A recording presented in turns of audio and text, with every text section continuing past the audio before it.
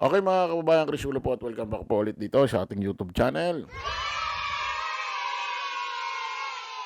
Okay, ito mga kababayan, mga ka-analyze. Alam naman ho natin mga kababayan doon ho sa ipinangako nung una ho ni Ombudsman Boying Rimulya nung Disyembre, ha, na kung saan ay sabi niya ho sa isang interview doon ho sa isang BBM vlogger, may lalabas hong warrant of arrest, ha, ng December 15 or 16 o kaya hindi naman matuloy ang 15 or 16 before Christmas. Sure 'yun. At doon sila magpapasko sa kulungan. Ito raw ho sila dating Senador Bong Revilla, Nancy Binay, at ngayon ay Senador na Jinggoy Estrada, Jesus Escudero, Joy Villanueva. Mm. At nangyari na nga, nabigyan ho ng warrant of arrest itong si Senador Bong Revilla at nakapiit, nakakulong na ho diyan sa bagong Quezon City Jail, ha, mga kababayan. Pero sa totoo lang mga kababayan, ako totohanan, tapatan tayo, Nagtataka ako bakit si Senador Bong Revilla ang unang naaresto, unang nakulong. Bakit kaya? Kasi mga kababayan, although may mga lumalabas na itong si Senador Bong Revilla, nandoon sa Bulacan, tumitingin-tingin sa mga kanal-kanal. Kasama ko si dating district engineer na si sino ba ito? Henry Alcantara. Ha? Medyo late na ho nabanggit ang pangalan ho nito ni Senador, dating Senador Bong Revilla. Ang aminin natin, ang una talagang nag-viral trending ho dyan, about ho dyan sa flood control anomaly dyan sa Bulacan, ito hong si Joel Villanueva. Itong si Senador Joel Villanueva at the same time, pastor din daw ito sa kanilang relihiyon eh. Nababanggit din si Jinggoy, nababanggit din si Cheese. Medyo late na ito yung si Nancy, itong si dating Senador Nancy Binay at dating Senador Bong Revilla. Pero nagulat ako bakit unang nabigyan ng warrant ito, si dating Senador Bong Revilla. Unang naaresto, unang kinulong. Ngayon to mga kababayan, mga ka-analyze, ako hindi ko alam, wala akong napanood ho na video or balita na kung saan may nagtanong na reporter, news anchor na bakit nauna itong si Bong Revilla sa lahat. Doon ako nagtataka, no? Hindi ko naman sinasabing, hindi ko naman siya kinakampihan, no? Hindi ko naman sinasabing wala siyang kasalanan or ano. Pero bakit kaya siya una? No? Ano yun? Bakit mas maaga? Ano yun? Mas maaga, mas masinop? Ano ba yun? Okay ito mga kababayan, pinakamaraming katanungan ho, ang mga katanungan ho ng taong bayan ngayon. Sa dinami-dami hong nasasangkot ho na politiko dito sa maanumalyang flood control anomaly, sino raw ho ang susunod kaya dating Senador Bong Revilla Jr. na mabibigyan ho ng warrant of arrest or maaaresto at makukulong? Kasi according ho kay dating Senador, dito kay Senador Pampilo Lacson, at the same time, chairman ho ng Blue Ribbon Committee na nag-iimbestiga ho dyan sa maanumalyang flood control project, nung nakaraan kasi may nag-leak, no, may nag-leak na draft report ho ng Blue Ribbon Committee. Ibig sabihin, ito na ho yung lumabas na resulta sa kanilang pag-iimbestiga. Pinakakasuhan ho ng iba't ibang kaso, ini-endorse ho ni Chairman Senador Panfilo Lacson itong si Jinggoy Estrada, Pastor Senador Joel Villanueva, at itong si Jesus Escudero. Kaso, hindi pa rin official yan. No? At yung mga unang pumirma daw ho dyan, umurong, binawi yung kanilang mga pirma. Pwede pala yung ganun, no? Pumirma na, babawiin pa. para sa Para saan kaya? Pwede pala yung gano'n, ano? Pumirma ka, tapos babawiin mo. Ano yun? Sarsuela. Ito ngayon mga kababayan, ha. Meron akong breaking news ngayong araw na ito. Kita nyo dyan sa screen.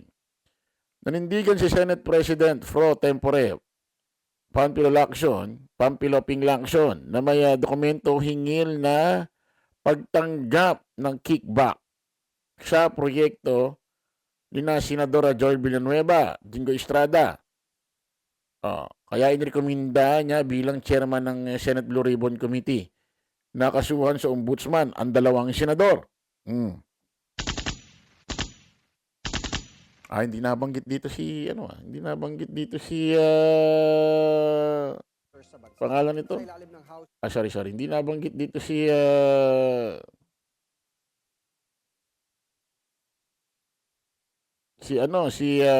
dating Senate President, Senador Chis Escudero. Na asawa ni Hart Evangelista na ex naman ni Jericho Rosales. Basahin lang ho natin saglit ito para maliwanagan ho tayo. Nanindigan si Senate President pro tempore Panfilo Lacson na may dokumento hinggil sa pagtanggap ng kickback sa proyekto ni na Senador Joy Villanueva, Jingo Estrada, kaya nirekomenda niya bilang chairman ng Senate Blue Ribbon Committee. Nakakasuhan sa ombudsman ng dalawang senador. Ayon kay Lacson, ang testimonya ni dating Public Works Undersecretary Roberto Bernardo sa komite ay napatatuhanan ng mga alokasyon sa General Appropriation Act or GAA at iba pang dokumento. Nako po. Ayan na. Kaya nga sabi ko walang aamin dito Pero kahit anong dinayo dito mga kababayan, pagka nagswak lahat ho ng ebidensya sa pool Anyway, wala talagang aamin dito mga kababayan. Yung mister mo nga, nang bababae na nung nakahuli, di-deny pa rin lalo na rito, bilyon-bilyon na ho pinag-uusapan dito. Wala, tingin nyo ba may aamin? Kung lahat kasi paniniwalaan na hindi sila may gawa, wala silang kasalanan, nadamay lang, sino mananagot? Ako na lang.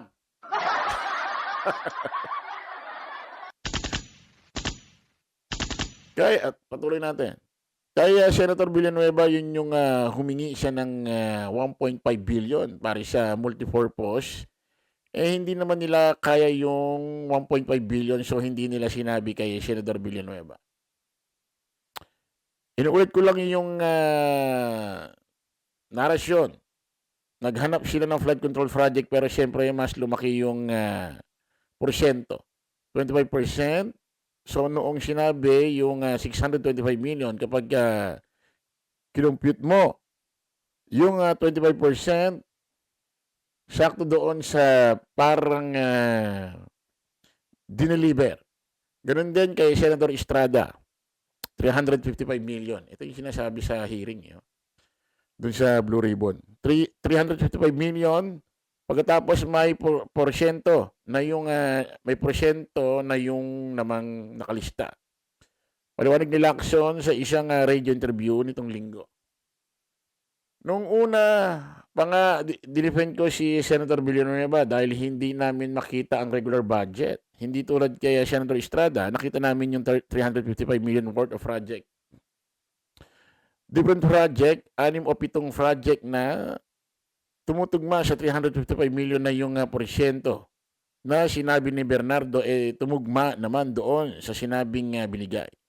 Dinala doon sa Artiaga Building. Anya, bukod tanging sina Villanueva at Estrada ang nakitaan ng ebidensya dahil ang ibang dinawit ni Bernardo tulad ni Senador Mark Villar, Senador Grace Poe at Nancy Binay ay kulang sa dokumento. Kulang na sa dokumento, pero hindi ibig sabihin hindi talaga sila kasali. Kaso kailangan talaga pagtibayan Kailangan bigyan ng ebidensya para magtibay Matatandang tinanggi na ni Villanueva at Estrada, tumanggap sila ng kickback sa mga proyekto. Siyempre, inuulit ko mga kababayan, wala akong aamin dito. Kahit isa, wala akong aamin dito mga kababayan. Ngayon mga kababayan meron ding, ayan, oh, Senador Lacson hindi na magbabago ang rekomendasyon sa draft Blue Ribbon Committee. Oh, so ibig sabihin kahit yung nakaraan ho ay, meron hong nag-leak na draft, recommendation do'n ho sa Blue Ribbon Committee at 'di pa raw opisyal 'yan, 'no? At binawi ho nung mga ibang senador ang kanilang pirma, hindi na raw ho magbabago ito. Naku po, pakinggan natin.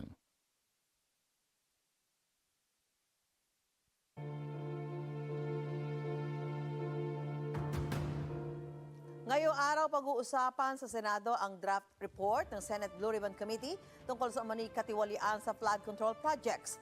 Ayon sa chairman ng komite na si Senador Ping Lacson, kasama sa mga pag-uusapan ay kung may posibleng pananagutan si Pangulong Bongbong Marcos sa flood control scandal.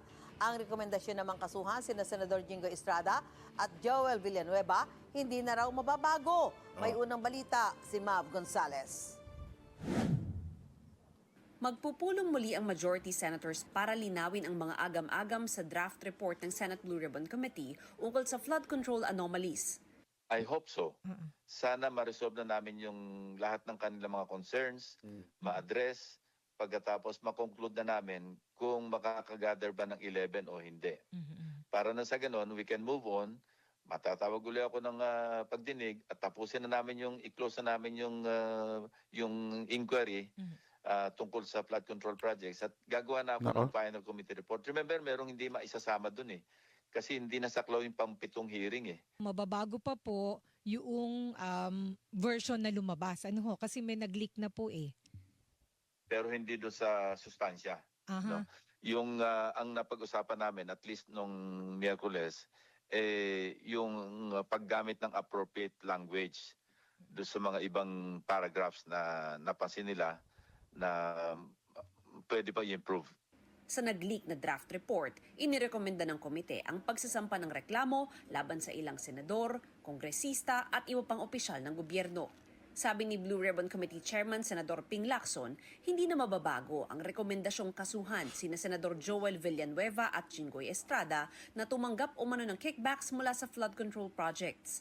Hindi, kasi napaka-awkward. Kasi yung kay Senator Villanueva nga, di ba ang sabi ng DOJ, submitted for resolution. At least ang narinig ko, 3 out of 6 cases na isinampalabas sa kanya ng NBI na ang iba naman doon o karamihan ng mga ebidensya nanggaling din sa pagdinig ng Blue Ribbon So kapag iniba namin yon at hindi namin nirekomenda for the filing of appropriate charges through a preliminary investigation, parang napaka-awkward naman dahil nangyayari na nga Nasa ibang kategorya naman aniya ang iba pang kasalukuyan at mga dating Lumalabas mga kababayan kaya pala hindi official yung nakaraan na, hindi official yung, lumabas na, ah, draft leak report ng Blue Ribbon Committee. Hindi dahil sa babaguhin ho yung mga yung babaguhin or babawiin yung mga dapat irekomendang kasuhan, hindi. May mga dapat lang baguhin dun sa report, mga kung ano-anong salita or ganito, ganyan. Pero yung irerekomendang kasuhan ng mga tao, pangalan kung sino man nandoon, tulad ng unang nabanggit na draft, report na Jinggoy, Joel Villanueva, hindi magbabago yun.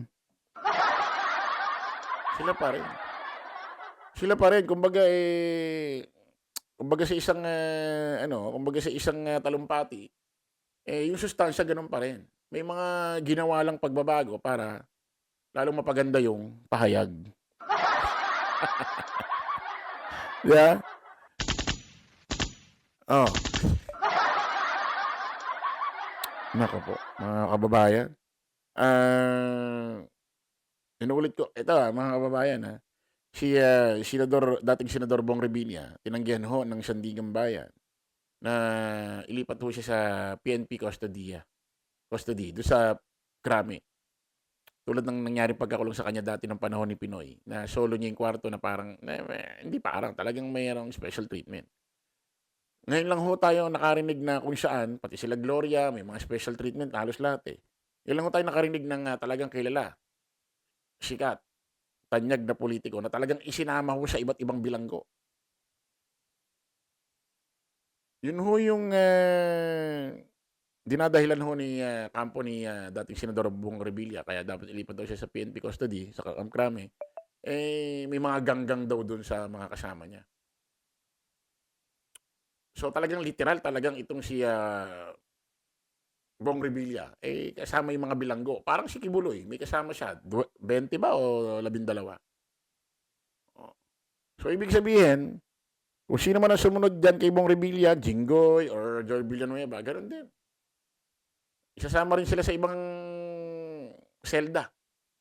Malamang hindi isama yan doon sa selda ni Bong Revilla, ihiwala yan para hindi sila makapag-usap-usap.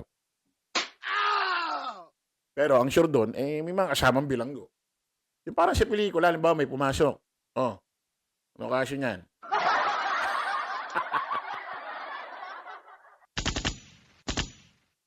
Sabihin nung alalay nung mayor, sir, si dating, si Senador Joel Villanueva ho at Jingo Estrada. Ano kaso niyan? Malversation ho? Graft? Plunder? Sabihin nung, kunyari lang ito parang pelikula. Sabihin nung mayor, dumaaw na ang tao sa buwan. Ba't di pa kayo nagpunta doon at nagsisiksikan tayo rito? Di ba, gaya sa pelikula?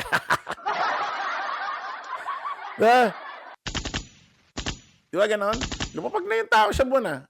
Bakit di kayo nagpunta doon? Di yung dito pa nagsisiksikan tayo rito.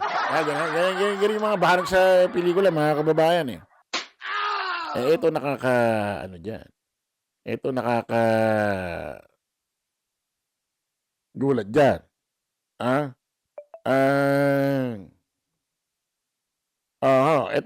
Itong statement ho ni Ombudsman Crispin Boying Rimulya, tingin ko para sa lahat. Tingin ko para sa lahat ho ito, mga kababayan. Para sa lahat ho ito. Kasi nung nakaraan ho, meron daw kudi-kudita na ganito ganyan, mga senador do sa kabilang kalaban ho ng majority, itong minority. Yung mga pinagsasamahan nila, Marcoleta, Amy Mangusin tuloy, Jaime Marcos, Jingo, Joel Villanueva, Chis, at kung sino-sino pa. Halos lahat ho ng nandiyan sa flood control anomaly, nandiyan ho sa minority. Pakinggan nyo ho ito. Boy, pinakalma si Tito Soto, si Senador Soto. Huwag kayong mag-alala. Pinakalma ni Ombudsman Crispin Boying Rimulya si Senate President Vicente Tito III sa gitna ng usap-usapang kudita sa Senado matapos niyang sabihin na naka-standby na ang mga arresting team laban sa ilang senador na sangkot umano sa flood control scandal. Grabe, mga naka-standby lang pala yan. Ibig sabihin naka-monitor, mga naka-alarma sila. Siguro palitan lang yung tao. Kumbaga sa gwardiya, palitan lang ng oras. Parang ganon. Sabihin, ano na talaga sila? Naka-monitor? Naka-alarma na? Nako po. Sa panayam ng programa executive session ng DCRH, nagbigay ng mensahe si Rimulya kay Soto matapos ang nabigong tangkang iluklok si Senadora Loren Legarda bilang Senate President. Sabi ni Boying, huwag kayong mag-alala. Yung arresting team, naka-standby na. Pahayag ni Rimulya. At hindi ka talaga Ombudsman Boying Rimulya. Iba ka. Ayon sa Ombudsman, handa na umano ang mga otoridad na kumilos laban sa mga personalidad. Puti, paano magkakabarilan? Grabe, no? Huwag naman kayo ganyan magbigay ng pahayag para nakakakaba naman kala. Hindi naman siguro lalaban yung mga yan. Grabe naman kayo. Ayon sa Ombudsman, handa na umano ang mga otoridad sa kumikilos na laban sa mga personalidad na iniimbestigahan na maaaring magpahina sa grupong gustong patalsikin si Soto sa pwesto. Bagamat hindi niya pinangalanan ang mga posibleng maaresto, kahit hindi mo pangalanan, alam na yan. Kailangan mo pangalanan niya. Bagamat hindi niya pinangalanan ang mga posibleng maaresto, kabilang sa mga iniimbestigahan ng Department of Justice DOJ, sina Senador Joy Villanueva, Jingo Estrada, Francis Escudero, at dating Senador Ramon Bong Revilla Jr. Nauna na si Bong Revilla Jr. Nagbuena mano na eh. Si Villanueva ay may kinakaharap na malversation complaint kaugnay ng mga reklamong inihain laban sa Wawa Builders at Top Notch Catalyze. Tama ba? Builders Incorporated na kasalukuyang submitted for resolution. Samantala sina Estrada Revilla ay naharap sa magkahiwalay na kasyong plunder sa DOJ. Nakapulog din sa draft report ng Senate Blue Ribbon Committee ang rekomendasyon magsampa ng kasyong kriminal laban kina Villanueva, Estrada, Escudero, Revilla, dating ako Bicol Representative Saldico at dating Caloocan Representative Mitch Kahayon Uy. Ayon kay Prosecutor General Richard Padulon, maaaring magsilbing gabay ang naturang ulat sa patuloy na imbestigahan ng DOJ. Ang sabi ito, at best it may be considered as leads that the department can follow and look into, saad ni Padulon. Sa ngayon walang opisyal na anunsyo tungkol sa mga posibleng pag-aresto. Gayun may giniit ni Remulla na may nakahandang aksyon ang mga otoridad upang mapanatili ang kaayusan at katatagan ayon sa Senado. Parang lumalabas kung natuloy yung kudita. Parang ganun no? Kung natuloy yung kudita, napalitan si Tito Sen. Tapos iba ang magiging Senate President. Tapos syempre pag nag-iba Senate President, baka yung chairman ng Blue Ribbon Committee, si Senador Pampilo Lacson, baka mapalitan din. So baka maiba ang investigasyon, mailigtas yung mga talagang sangkot. Maiiba ang istorya. Para bang lumalabas, kahit wala pang warrant, ipaparesta. Grabe ka, sabi ng Ombudsman Boying, huwag kayong mag-alala. Sako dito sa Senado. Yung arresting team, naka-standby na. Puti, ang lupit. Parang parang pelikula talaga ito pinanonood natin. Parang mista, parang gera Mista! Matindi talaga kayo. Grabe istorya ng politika dito sa Pilipinas, no? Parang pelikula, no? Parang, ewan ko, sanggol pa lang yata ako, talagang puro awayang politika na talaga rin sa Pilipinas. Ba't nagkaganito, no? Okay mga kababayan, kita ulit sa panibagong vlog. Maraming salamat po. Bye-bye.